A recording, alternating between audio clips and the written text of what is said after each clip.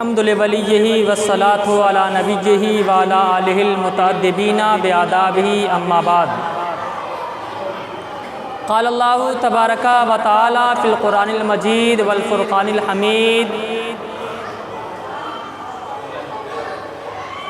الا ان اولیاء اللہ لا خوف علیہم ولا هم یحزنون صدق اللہ العظیم و صدق رسولہ النبی الامین المتین المبین الکریم ونحن علی ذلک لمن الشاہدین والشاکرین والحمد للہ رب العالمین۔ محترم حضرات، آج ہم اور آپ جشن غوث الورا منانے کے لیے جمع ہوئے ہیں۔ اللہ رب العزت کی بارگاہ میں دعا گو ہوں کہ پروردگار عالم ہماری اس محفل کو غوث اعظم کے صدقے طفیل قبول و مقبول فرمائے۔ حضرات محترم، یہ مہینہ غوث اعظم کے نام سے موسوم ہے، غوث اعظم کے نام سے جانا جاتا ہے۔ محترم حضرات، غوث اعظم کے تعلق سے تمام اولیاء کرام، تمام علماء اعظام اس بات پر اتفاق کرتے ہیں کہ اگر اللہ کے ولیوں کے کوئی سردار ہیں تو کوئی اور نہیں بلکہ غوث اعظم کی ذات ہے، اور تمام کے تمام اللہ کے ولی اس بات کو بھی تسلیم کرتے ہیں کہ غوث اعظم نے جو منبر شریف پر کھڑے ہو کر ارشاد فرمایا کہ میرا یہ قدم تمام اللہ کے ولیوں کی گردنوں پر ہے، تمام کے تمام اللہ کے ولی اس بات کو بھی تسلیم کرتے ہیں اور یہ کہتے نظر آ جاتے ہیں کہ اے غوث اعظم، تیرا قدم میرے گردن پر موجود ہے۔ حضرات محترم، وہ غوث اعظم کا مقام ہے کہ غوث اعظم نے فرمایا کہ میرا یہ قدم تمام اللہ کے ولیوں کے گردنوں پر ہے۔ ذرا تصور کرے کہ کتنا عظیم مقام پروردگار عالم نے غوث اعظم کو عطا فرمایا۔ ایک واقعہ، چھوٹا سا واقعہ میں آپ کو بیان کر دوں۔ حضرت غوث اعظم کے ایک مرید اور ایک عیسائی میں بحث ہو گئی۔ عیسائی یہ کہتا تھا کہ حضرت عیسیٰ علیہ السلام تمہارے نبی احمد مجتبیٰ محمد مصطفیٰ صلی اللہ تعالیٰ علیہ وسلم سے زیادہ افضل ہے، اور وہ مرید غوث اعظم کے یہ کہتے تھے کہ نہیں، احمد مجتبیٰ محمد مصطفیٰ صلی اللہ تعالیٰ علیہ وسلم زیادہ افضل ہے۔ چنانچہ آپس میں یہ گفتگو چل رہی ہے، بحث و مباحثہ جاری ہے۔ اتنے میں حضرت غوث اعظم کی گزر ہوتی ہے۔ حضرت غوث اعظم کیا دیکھتے ہیں کہ یہ دونوں آپس میں باتیں کر رہے ہیں، یہ دونوں آپس میں گفتگو کر رہے ہیں، یہ دونوں آپس میں بحث و مباحثہ کر رہے ہیں۔ حضرت غوث اعظم فرماتے ہیں کیا ہے بحث کرنے والے، آخر ماجرا کیا ہے، بحث کس بات پر ہو رہی ہے؟ تو آپ کے مرید کہتے ہیں اے غوث اعظم، میں یہ کہتا ہوں کہ میرے نبی احمد مجتبیٰ محمد مصطفیٰ صلی اللہ تعالیٰ علیہ وسلم زیادہ افضل ہے، اور یہ عیسائی کہتا ہے کہ ہمارے عیسیٰ علیہ السلام زیادہ افضل ہے۔ اب ذرا آپ فیصلہ فرما دے کہ کون زیادہ افضل ہے، دونوں میں زیادہ افضل کون ہے؟ تب عیسائی سے پوچھتے ہیں، حضرت غوث اعظم عیسائی سے اب سوال کر رہے ہیں کیا عیسائی حضرت غوث اعظم اب عیسائی سے سوال کر رہے ہیں کیا عیسائی حضرت عیسیٰ علیہ السلام کس اعتبار سے افضل ہے، حضرت عیسیٰ علیہ السلام احمد مجتبیٰ پر کس اعتبار سے افضل ہے؟ تو وہ عیسائی کہتا ہے کہ حضرت عیسیٰ علیہ السلام کو خدا نے یہ طاقت دی تھی کہ وہ مردے کو زندہ کر دے۔ تب حضرت غوث اعظم کہتے ہیں اگر میں مردے کو زندہ کر لوں، میں نبی نہیں ہوں لیکن نبی کا ایک غلام ہوں، نبی کے چاہنے والا ہوں، نبی کے خاندان سے ہوں، اگر میں مردے کو زندہ کر دوں تو کیا تو یہ تسلیم کرے گا کہ احمد مجتبیٰ محمد مصطفیٰ صلی اللہ تعالیٰ علیہ وسلم ہمارے جو نبی ہے وہ حضرت عیسیٰ علیہ السلام سے افضل ہے؟ چنانچہ اب وہ عیسائی کہتا ہے کہ اگر آپ یہ کام کر دیں کہ اگر آپ مردے کو زندہ کر دیں تو میں یہ تسلیم کر لوں گا کہ ہاں حضرت عیسیٰ علیہ السلام سے زیادہ افضل محمد مصطفیٰ صلی اللہ تعالیٰ علیہ وسلم ہے۔ چنانچہ اب حضرت غوث اعظم اس عیسائی کو لے کر قبرستان کی طرف چل پڑتے ہیں۔ جو ہی قبرستان جاتے ہیں اب عیسائی سے کہتا ہے تو کسی قبر کی طرف اشارہ کر۔ وہ عیسائی ایک بوسیدہ قبر کی طرف، بہت پرانی قبر کی طرف اشارہ کرتا ہے اور کہتا ہے اس مردے کو آپ زندہ کر کے دکھائیں۔ چنانچہ حضرت غوث اعظم کہتے ہیں اے عیسائی،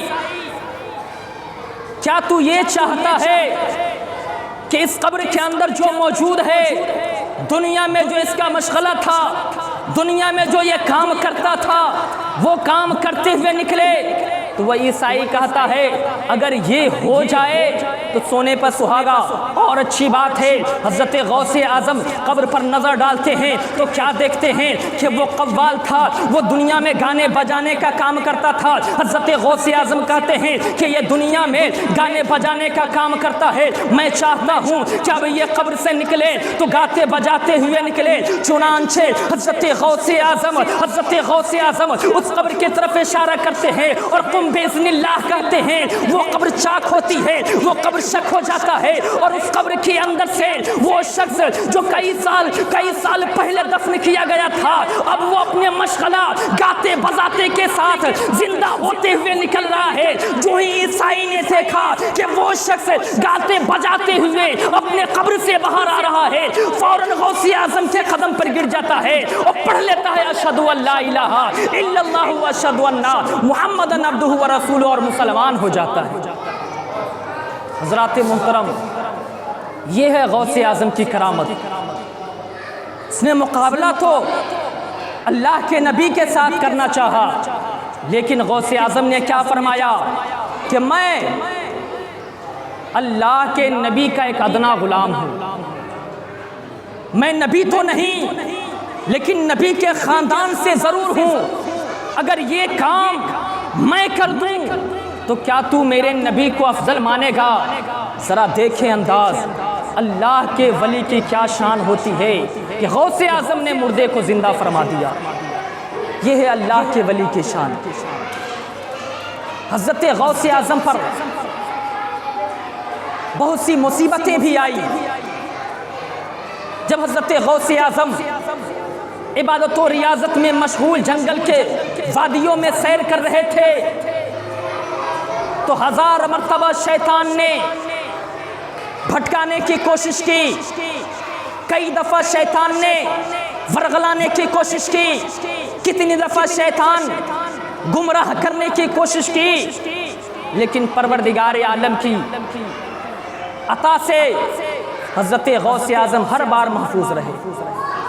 روایتوں میں آتا ہے کہ ایک دفعہ حضرت غوث اعظم کو پیاس کی شدت محسوس ہوتی ہے، بہت زیادہ پیاس لگتی ہے۔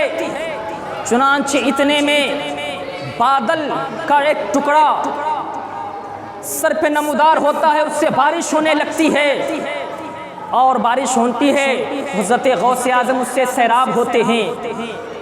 اس کے بعد بارش ہونے کے بعد اس بادل سے ایک روشنی ظاہر ہوتی ہے، اور روشنی ظاہر ہونے کے بعد کہتا ہے کہ اے عبد القادر، میں تمہارا رب ہوں، اور تمہارے لیے وہ تمام حرام چیزیں جس کو میں نے حرام کیا تھا اب وہ تمہارے لیے میں حلال کرتا ہوں۔ جو ہی غوث اعظم نے اس جملے کو سنا، جو ہی غوث اعظم نے اس بات کو سنا، حضرت غوث اعظم فوراً کہتے ہیں شیطان مردود، تو شیطان ہے، تو مجھے بہکانا چاہتا ہے، تو مجھے بہکانا چاہتا ہے، تو کوئی رب نہیں ہے بلکہ شیطان لعین ہے۔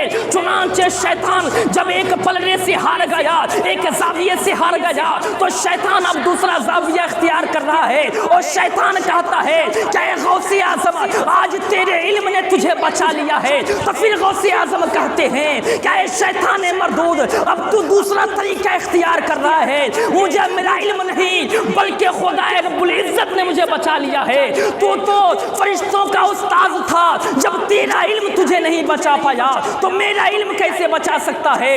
پروردگار عالم کی عطا کی وجہ سے پروردگار عالم نے مجھے بچا لیا ہے۔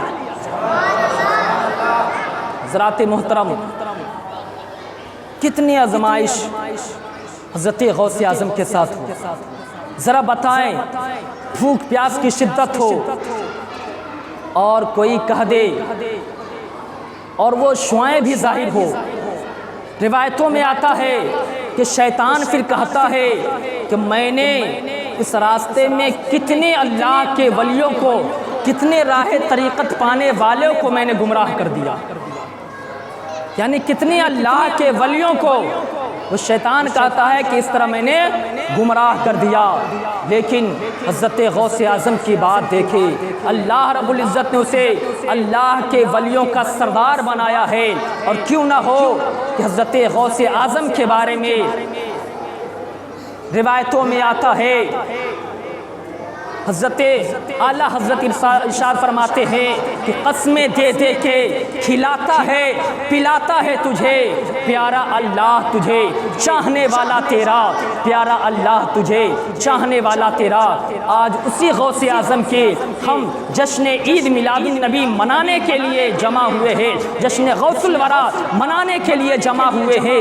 اور کیوں نہ ہو، کیونکہ ہم اور آپ اللہ کے ولیوں سے محبت کرنے والے ہیں، اللہ کے ولیوں سے عشق رکھنے والے ہیں، اور عشق کی یہ علامت ہوتی ہے کہ جس سے ہم عشق کرتے ہیں، جس سے ہم محبت کرتے ہیں، ان کی ہر بات ہمیں اچھی لگتی ہے، ان کا ہر کارنامہ ہمیں اچھا لگتا ہے، ان کا ذکر کرنا ہمیں اچھا لگتا ہے، ان کی باتیں کرنی ہمیں اچھی لگتی ہے۔ اس لیے آج ہم اور آپ غوث اعظم کی بات کرنے کے لیے، غوث اعظم کا ذکر کرنے کے لیے، غوث اعظم کی یادیں منانے کے لیے ہم اور آپ جمع ہوئے ہیں۔ تو خدا کی بارگاہ میں دعا ہے کہ پروردگار عالم ہماری اس چھوٹی سی کاوش کو اپنی بارگاہ میں شرف قبولیت عطا فرمائے۔ اپنی گفتگو کو ختم کر رہا ہوں، استغفر اللہ ربی من کل ذنب واتوب الیہ وما علینا الا البلاغ۔ السلام علیکم ورحمۃ اللہ۔